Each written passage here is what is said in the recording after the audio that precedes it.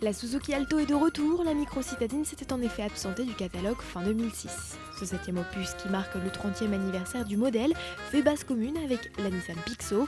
Elle partage également son 3 cylindres essence et ses tarifs attractifs. L'Alto se distingue toutefois de son clone en adoptant une bouille rondouillarde et des pare-chocs peints, attention d'ailleurs en se garant. Une fois installé, on découvre une planche de bord en tout point identique à celle de la Pixo, plastique bas de gamme et ambiance austère compris. De base, la Nippon embarque une direction assistée et un volant réglable en hauteur.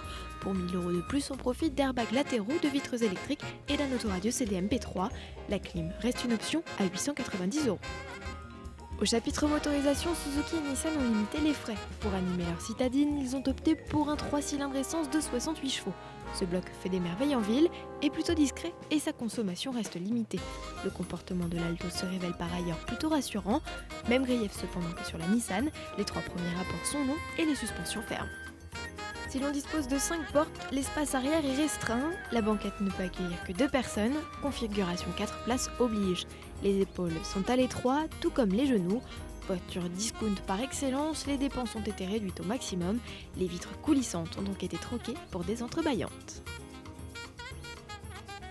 L'ouverture du coffre s'effectue à la clé.